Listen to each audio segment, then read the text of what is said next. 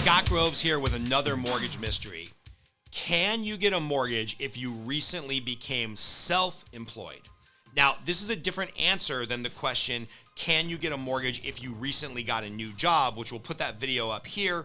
We'll link to it in the comments. So if you recently got a more traditional W-2, pay stub, hourly rate, salary type of job, go watch that video. But if you're recently self-employed and you're trying to get a mortgage, I probably have bad news for you. So short answer to the question, can I get a mortgage if I recently became self-employed, is no, probably not. Long answer, maybe. And this is where it gets confusing. And I have to give you kind of an anecdotal story to explain how this happens. And it most frequently happens in the medical profession, in the sales profession, in the legal profession. Yeah, let's just use legal as an example. So let's say you're a lawyer working at a firm and you have a $120,000 a year salary.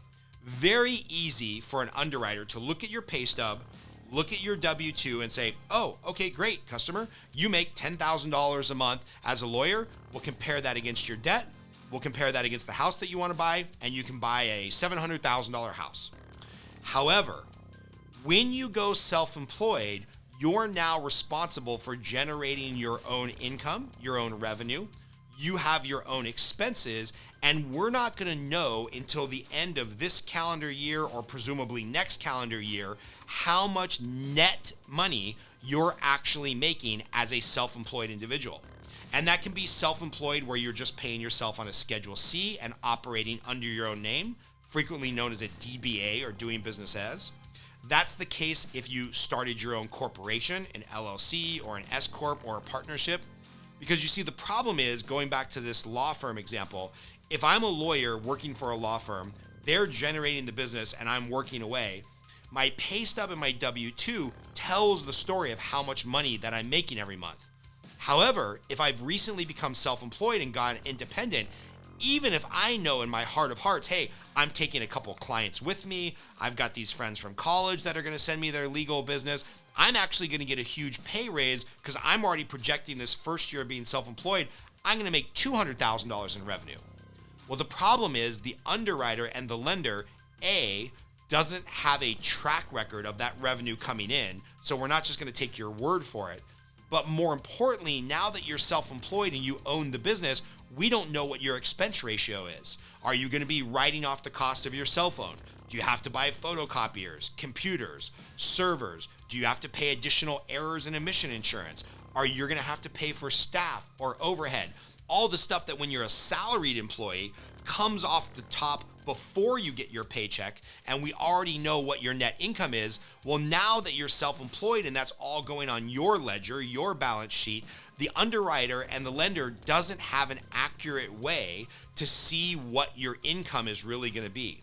So generally speaking, if you're recently self-employed, until you file a year or 2 years of tax returns as that new entity, self-employed, maybe you're on a Schedule C, maybe you incorporated, whatever the case may be, we're probably not going to be able to do a loan for you.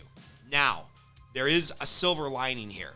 If you work with an amazing lender like our team, there might be a way to piece together some continuity of income. So maybe you worked over here and you made $100,000 a year, and now you've moved into this kind of structure and you have a contract showing that you're going to net the same amount of money. Or maybe you went from a Schedule C, meaning you were a sole proprietor, over to a corporation because you're now making enough money to incorporate, and we need to kind of tell that story about how it's the same source of income, the same consistency of income, the same net income, but you're just changing the structure a little bit.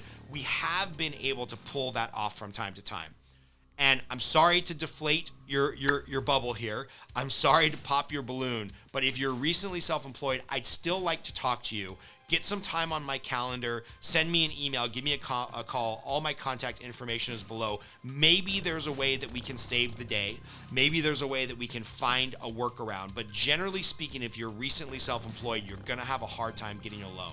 We can talk about some alternate products. We can talk about some alternate ways to get a loan, but we need to have that discussion as soon as possible because most traditional lending is not going to be available to you. So sorry to give the bad news, but if you at least found this video helpful or informative, if you can click the like button, leave a comment, subscribe to the channel. We try to drop these videos at least 3 times a week. So if you have any questions, leave it in the comments and we'll try to answer them within a couple days.